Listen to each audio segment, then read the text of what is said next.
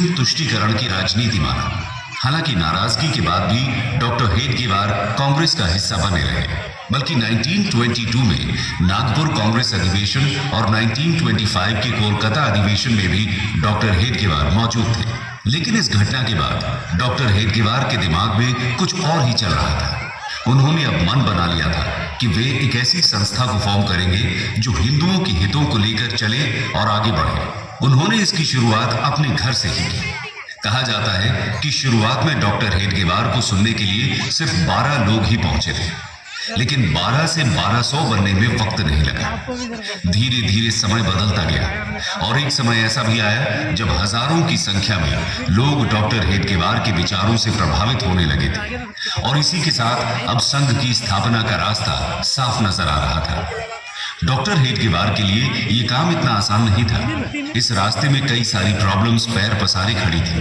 कहा जाता है कि डॉक्टर हेडगेवार जी ने खुद शाखा लगाना शुरू किया। शाखा में योग, सूर्य नमस्कार, लाठी ट्रेनिंग के साथ साथ इंटेलेक्चुअल डिस्कशन को भी शामिल किया गया। धीरे धीरे लोग डॉक्टर हेडगेवार की बातों से प्रभावित होने लगे और उनके इस अभियान में जुड़ने लगे। कुछ ही समय में शाखा में आने वालों की संख्या कई गुना बढ़ गई। अब समय आ गया था जब डॉक्टर हेडगेवार ने संघ को ऑफिशियल रूप देने का सोचा। डॉक्टर हेडगेवार ने साल 1925 में नागपुर में विजयदशमी के दिन आरएसएस की बुनियाद रख दी। धीरे धीरे महाराष्ट्र के कई इलाकों जैसे नासिक, पुणे, अमरावती, यावतमाल में संघ ने अपने पैर जमाने शुरू कर दिए और महाराष्ट्र के साथ साथ मध्य भारत में भी शाखा का विस्तार होना शुरू हो गया। लोगों का शाखा के साथ जुड़ना किसी बदलाव से कम नहीं था। ये एक ऐसा बदलाव था जिसको बनाया तो सामाजिक काम करने के लिए था, लेकिन आगे चलकर ये राजनीति का वो गोल चक्कर बना जिसके चारों तरफ ही राजनीति का ताना बाना बुना जाना था। संघ में लोगों की संख्या लगातार बढ़ रही थी, लेकिन महाराष्ट्र के बाहर अभी भी संघ का कोई खास असर नहीं था। संघ विस्तार के लिए तैयार था और महाराष्ट्र के बाहर पैर पसारने का मौका तब मिला जब डॉक्टर हेडगेवार को 1930 के आसपास बनारस हिंदू यूनिवर्सिटी जाने का मौका मिला। डॉक्टर हेडगेवार बीएचयू आए और पंडित मदन मोहन मालवीय से बात की।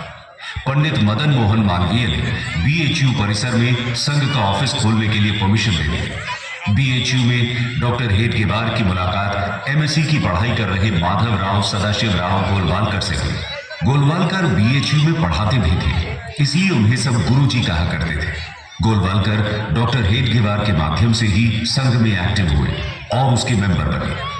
लेकिन 1940 में डॉक्टर हेडगेवार की मृत्यु हो जाती है और सर्वसहमति से आरएसएस की कमान गोलवालकर को सौंप दी जाती है। गोलवालकर की लीडरशिप में आरएसएस के विचार दिल्ली, कोलकाता, चेन्नई और लाहौर के साथ साथ पूरे देश में फैलना शुरू होते हैं।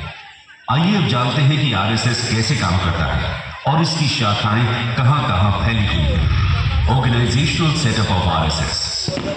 आरएसएस की कंस्ट्रक्टिव अरेंजमेंट की बात करें तो आरएसएस 11 पार्ट में बटा हुआ है।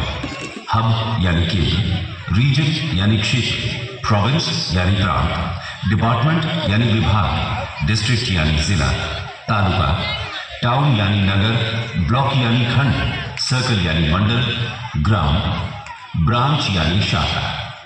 वहीं अगर आरएसएस की ब्रांच यानी शाखा की बात करें तो ये 5 तरह की है। पहला, प्रभात ब्रांच। इसमें मॉर्निंग में सभी की मीटिंग होती है। दूसरा है इवनिंग ब्रांच। तीसरा ब्रांच है नाइट ब्रांच। फिर आता है मिलन। मिलन यानी वीक में 1 या 2 बार होने वाली मीटिंग। और आखिर में आता है संघ मंडली। संघ मंडली मंथ में होने वाली मीटिंग को कहा जाता है। दोस्तों, आपको ये जानकर हैरानी होगी कि संघ में करीब 1 करोड़ से ज्यादा ट्रेंड मेंबर्स हैं। संघ परिवार के अंदर 80 से ज्यादा छोटे बड़े संगठन आते हैं। अकेले उत्तर प्रदेश में आरएसएस के 8000 से ज्यादा ब्रांच हैं। केरला जैसे स्टेट में जहां हिंदू पॉपुलेशन कम है, वहां भी आरएसएस के करीब 5000 ब्रांच हैं। ये तो बात हुई देश के अंदर की। वहीं दुनिया के 40 से ज्यादा कंट्रीज में आरएसएस की 57,000 ब्रांचेस हैं। इसके साथ ही इन सभी ब्रांचेस में डेली 50 लाख से ज्यादा मेंबर्स आते हैं।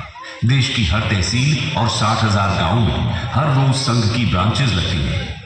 आप सोच रहे होंगे ये ब्रांचेस क्या हैं? तो बता दें कि ब्रांच या शाखा सुबह शाम होने वाली मीटिंग को कहा जाता है, जो किसी भी खुले ग्राउंड में 1 घंटे की लगती है।